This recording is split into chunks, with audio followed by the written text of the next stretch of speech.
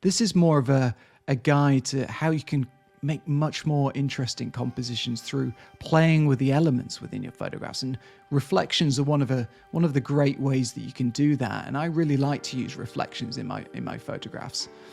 You can see in this image, I was actually in northern China in Xi'an visiting the terracotta warriors.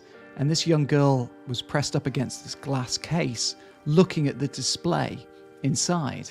And I just really like this moment where I noticed with the lighting in that museum, I could see that this really clear reflection was developing.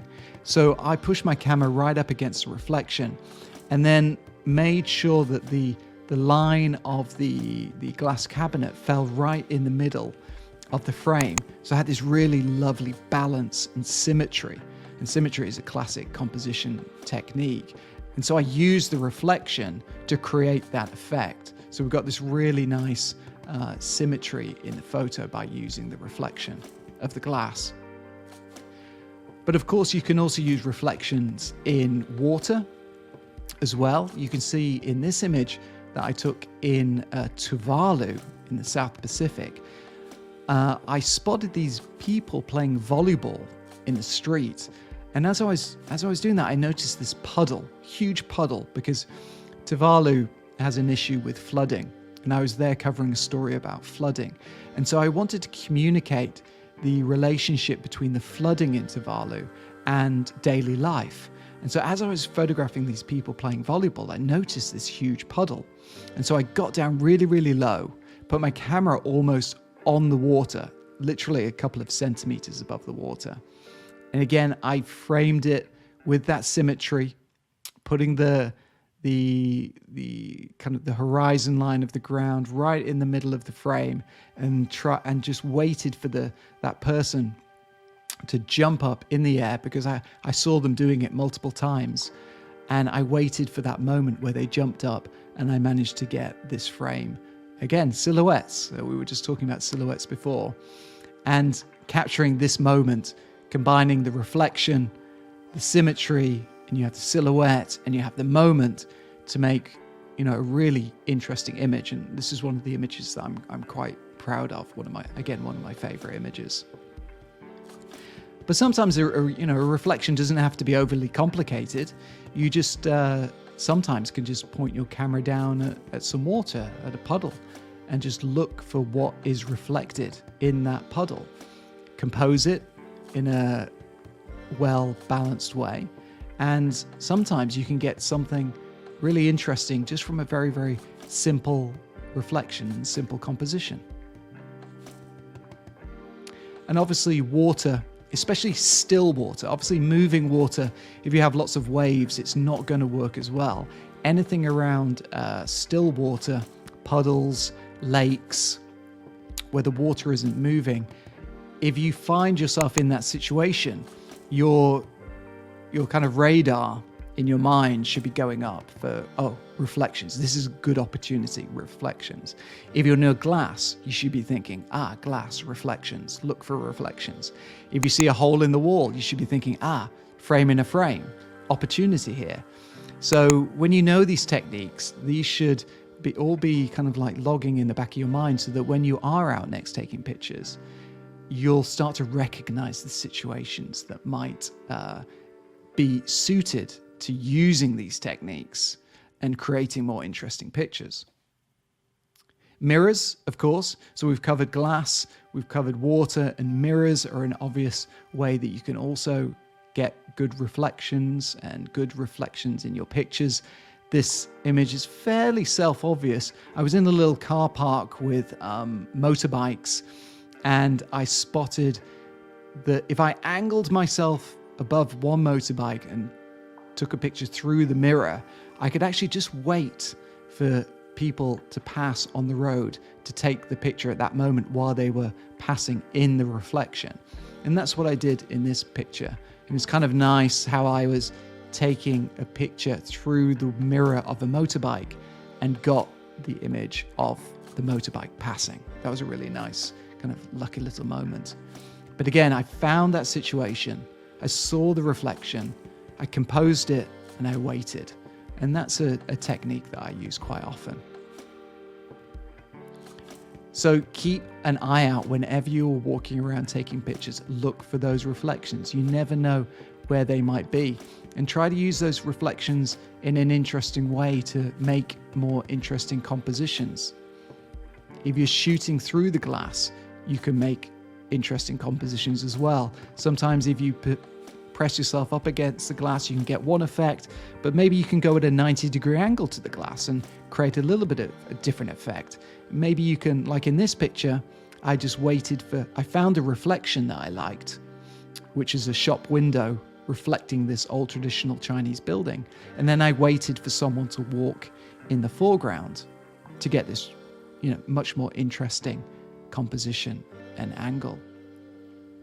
Similar in this image as well, of this man in a mosque in Beijing, shooting from outside the building, shooting through the glass, focusing on the man inside, but using the reflection of all those people that are actually sat outside. So by using reflections, you're also creating this really interesting dynamic where you create images that sometimes force your viewer to think more about your image. You're creating this complexity, this little sense of mystery that forces your viewer to think a little bit deeper about your images, and they're not as obvious. We don't want to make obvious pictures. We want to make images that are much more interesting and kind of force your viewer to kind of figure them out, try to think what's happening here. Like in this image, I'm actually on a train, or I'm actually stood on the platform shooting through a window, focusing my attention on the passenger inside the train, but again, creating this really interesting effect.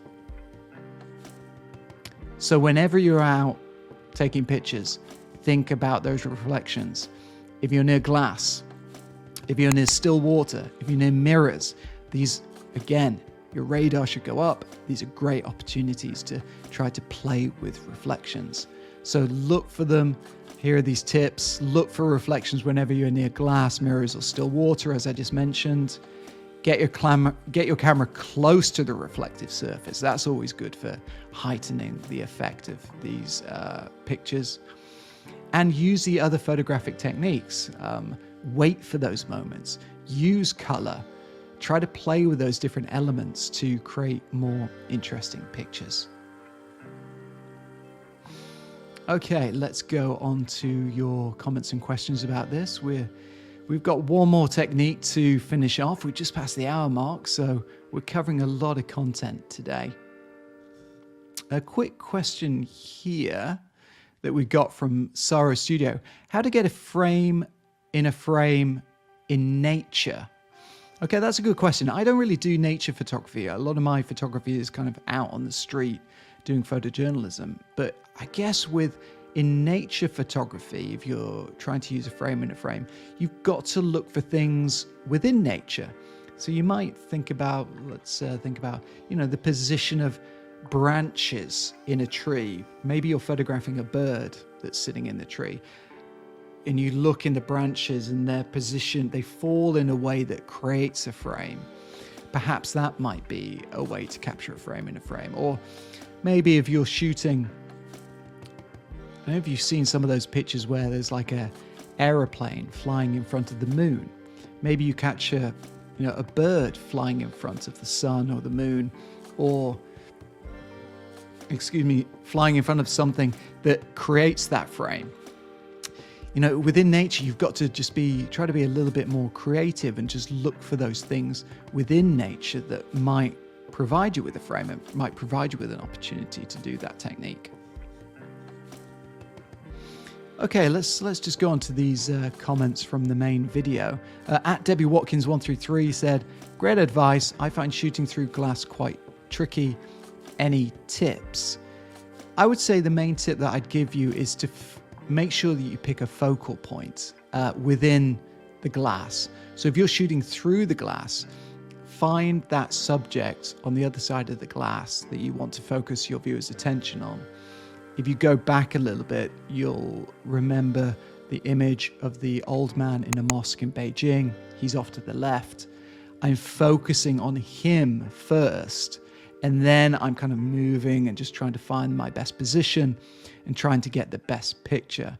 So I would say definitely pick your focal point first, and also pay attention to where the light and shadows are in the reflection. Because often if you are able to get your subject matter in the shadows, you can then get your subject much clearer. It's a little bit of trial and error. I'd really encourage you to go out and, practice and see what works, see what doesn't work, and then go out again and keep practicing.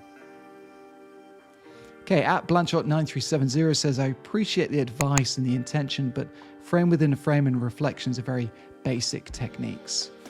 Well, maybe they are basic techniques for you. I think for a lot of people, they might not be. I have a lot of beginner photographers who are following here on the channel, and I hope by introducing these techniques, they can, benefit from them and start to play with them and improve their images. But even if you are a photographer who maybe you consider yourself intermediate or advanced, I always encourage advanced photographers to go back to basics sometimes, to revisit those basic techniques and to really question whether they have mastered them. Because, at the end of the day, professional photographers are professionals because they've mastered the basics. They do the basics incredibly well. That's what makes a professional photographer a photographer. And, in any profession, professionals have mastered the basics. And I always think, it's never too good to get too overconfident in thinking that you've mastered something. Even now, I like to think that I'm still learning. I'm still, going back to some of these basic techniques and trying to improve them, make sure that, I haven't missed anything or there's a new way I could be using them.